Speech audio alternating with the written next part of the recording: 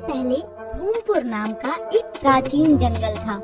जंगल में बहुत सी प्राचीन चीजें थी, जैसे सोने की सुराही, घड़े, कीमती आभूषण आदि। जंगल में सब कुछ ठीक चल रहा था। फिर अचानक जंगल में चोरियां होने लगी।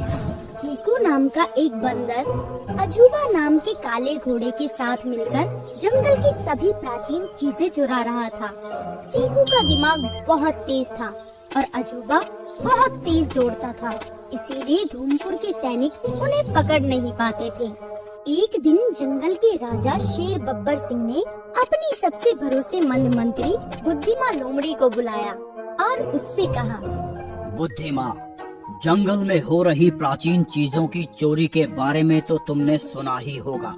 तुम्हें जल्द से जल्द इस चोर को पकड़कर इन चोरियों को रोकना होगा। आप चिंता ना करें महाराज, मैं जल्द ही उस चोर को पकड़कर ये सारी चोरियां रोक दूंगी।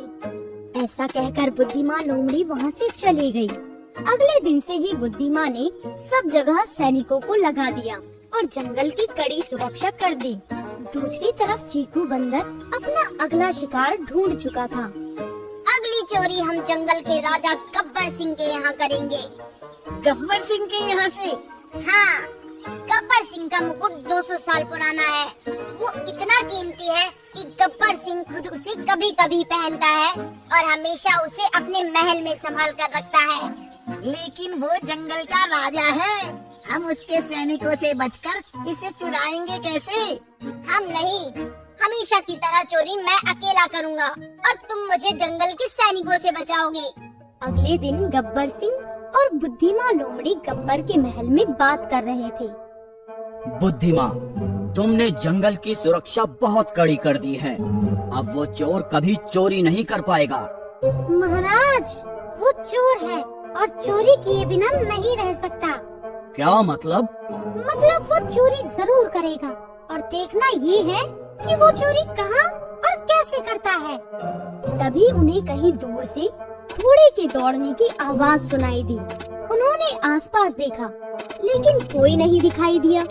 तभी उन्होंने देखा कि चीकू बंदर हाथ में गब्बर सिंह का मुकुट लिए अजूबा घोड़े पर बैठा है और अजूबा घोड़ा तेजी से दौड़ रहा है। बुद्धिमान, मेरा मुकुट! ये सुनते ही बुद्धिमान अजूबा के पीछे दौड़ पड़ी। महल के सैनिक भी अजूबा के पीछे लग गए, लेकिन अजूबा अपनी तेजी से सबको चकमा देता हुआ महल से बाहर आ गया।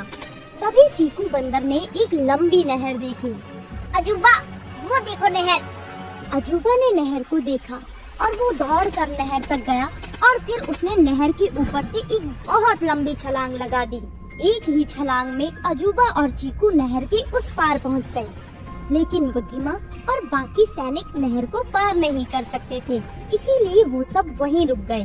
फिर मिलेंगे। तुम चोर हो और चोर जेल में मिलते हैं, मैं भी तुमसे वहीं मिलूंगी। चीकू बंदर जेल जाने वाला चोर नहीं है, लेकिन मैं एक न एक दिन तुम्हें जरूर पकड़ूंगी। मैं तुम्हारे सामने से निकल जाऊंगा और तुम कुछ नहीं कर पाओगी। बुराई कितनी भी चालाक क्यों ना हो चीकू, एक ना एक दिन उसका अंत जरूर होता है। चीकू बंदर को चुनौतियाँ बहुत पसंद थी, इसीलिए बुद्धिमान का आत्मविश्वास देखते हुए उसने बुद्धिमान से कहा, ऐसा है तो अगली चोरी के बारे में तुम्हें पता होगा। क्या? पर कहाँ पर? इस जंगल में मुकुट से कीमती कुछ और भी है और अगली चोरी उसी की होगी। ऐसा कहकर अजूबा और चीकू वहाँ से चले गए। जब बुद्धिमान खाली हाथ गब्बर सिंह के पास पहुँची, तो गब्बर सिंह ने उससे गुस्से में कहा, बुद्धिमान, तुम जानती हो मेरा मुकुट कितना कीमती है, फिर तुम्हारे रहते मेरा मुकुट चोरी कैसे हुआ? महाराज, इन चोरियों को रोकने के लिए हमें चोर की तरह सोचना होगा। क्या मतलब? इस चोर को पकड़ना आसान है, लेकिन इस चोर के साथ एक घोड़ा भी है जो बहुत तेज दौड़ता है, इसीलिए इस चोर को पकड़ने के लिए मुझे एक तेज दौड़ने वाले घोड़े की जरूरत पड़ेगी। तुम्हें जो करना पड़े वो करो, लेकिन जल्द से जल्द इस चोर को पकड़ो। जी महाराज। वहाँ से निकलकर बुद्धिमान सीधे बादल घोड़े के पास आ गई। बादल घोड़ा बहुत तेज दौड़ता था और उसे बोलने की बहुत आदत थी। जब बुद्धिमान ने बादल को चीकू चोर और अजूबा घोड़े के बारे में बताया, तो बादल तुरंत बोला, अरे बातों ही बातों में तुमने मुझे बता तो दिया कि मुझे एक चोर को पकड़ना है, लेकिन बातों ही बातों में तुमने मुझे ये नहीं बताया कि तुमने इस काम के लिए मुझे ही क्यों चुना।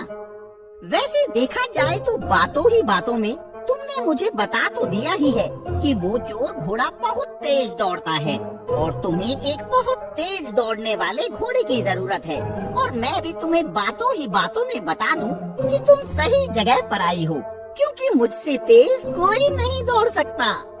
बादल, क्या तुम उस चोर को पकड़ने में मेरी मदद करोगे? जरूर, यही तो मैं तुम्हें बातों ही बातों में समझाने। ठीक है, लेकिन उससे पहले मुझे ये पता लगाना होगा कि अगली चोरी कहाँ होगी। ये कहकर बुद्धिमा वहाँ से चली गई, पर अब भी उसके मन में चीकू बंदर का सवाल चल रहा था। महाराज के मुकुट से ज्यादा कीमती और क्या हो सकता है? तभी बुद्धिमा को कुछ याद आया और वो अपने घर चली गई। अगली सुबह बुद्धिमा और बादल हाथियों के झुंड के पास गए।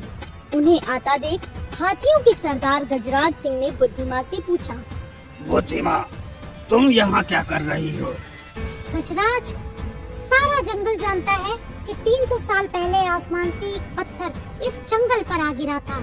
तब से तुम सब हाथी उस आसमानी पत्थर की देखरेख कर रहे हो। उस चीकू चोर ने मुझे चुनौती दी है कि वो महाराज के मुकुट से भी कीमती चीज चुराने वाला है, और इस जंगल में उस पत्थर से ज्यादा कीमती और कुछ नहीं है। इसीलिए चीकू चोर उस पत्थर को जरूर चुराने आएगा। अगर ऐसा है तो आने दो उस चोर को। हम हाथी सदियों से उस आसमानी पत्थर की देख रेख कर रहे हैं। हमारे होते हुए उसे कुछ नहीं हो सकता। लेकिन गजराज बुद्धिमा की पूरी बात होने से पहले ही उसे टोकते हुए कड़ी आवाज में बोला, बुद्धिमा, तुम उस पत्थर के आसपास भी नहीं आ सकती। अगर फिर भी तुम कुछ करना ही चाहती हो तो तुम किले के बाहर से आसमानी पत्थर की सुरक्षा कर सकती हो। ठीक है गजराज, मैं किले के बाहर से ही आसमानी पत्थर की सुरक्षा करूंगी। ऐसा कहकर वो सब किले पर पहुँचे। बुद्धिमा और बादल किले के बाहर ही रुक गए और गजराज हाथी किले के अंदर चला गया। किले के अंदर आसमान की तरह एक नीला और चमकदार पत्थर रखा था और 4 हाथी उसके आसपास खड़े उसकी सुरक्षा कर रहे थे। बाहर बुद्धिमा, बादल और बाकी सैनिक भी अपनी अपनी जगह ले चुके थे। आने दो उस चीकू बंदर को, देखते हैं कितनी सुरक्षा में वो किले के अंदर कैसे पहुंचता है। लेकिन चीकू बंदर पहले से ही किले के अंदर पहुंच चुका था। खुद को किले की दीवार के रंग में रंग कर चीकू आसमानी पत्थर चुराने की तरकीब भी सोच चुका था।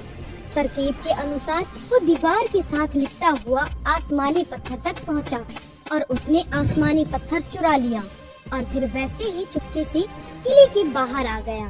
तभी उसने देखा कि यहाँ तो बहुत कड़ा पहरा है, लेकिन कोई भी पहरा चीकू बंदर को चोरी करने से नहीं रोक सकता।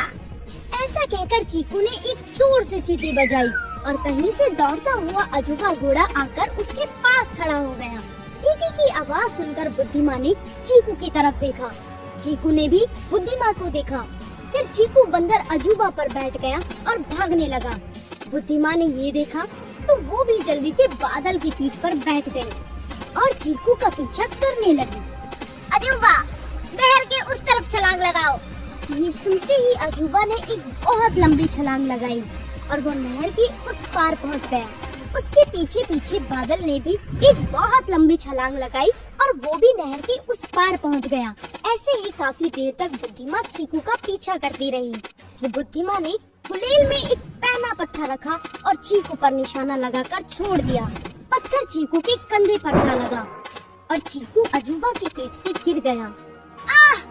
उठो चीकू दोस्त। हम दोस्त नहीं, जरूरत है एक दूसरे की, और अब मुझे तुम्हारी कोई जरूरत नहीं। ये कहकर चीकू ने आसमानी पत्थर उठाया और पास ही के पेड़ पर छलांग लगा दी। तभी बुद्धिमा, लोमड़ी और बादल वहाँ पहुँचे। उन्हें देखकर अजूबा भागने लगा।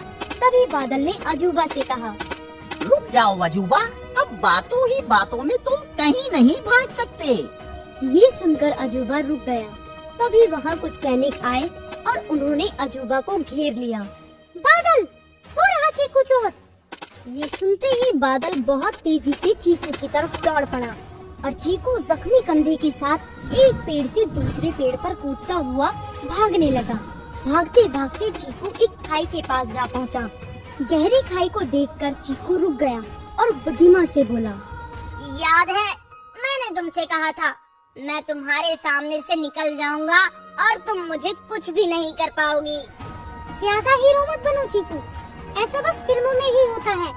असल जिंदगी में अपनी गलती मानकर उसका पछतावा करने में ही समझदारी है। ये सुनकर चीकू रुक गया। उसे अपनी गलती का एहसास हुआ और वो आसमानी पत्थर बुद्धिमा की तरफ करके बोला, तुम ठीक कह रही हो बुद्धिमा, ये लो नायाब आसमानी पत्थर। इसे तुम ही रखो चीकू, मुझे पता था तुम चोरी करने जरूर आओगे, इसीलिए मैंने आसमानी पत्थर को इस नकली आसमानी पत्थर से बदल दिया था।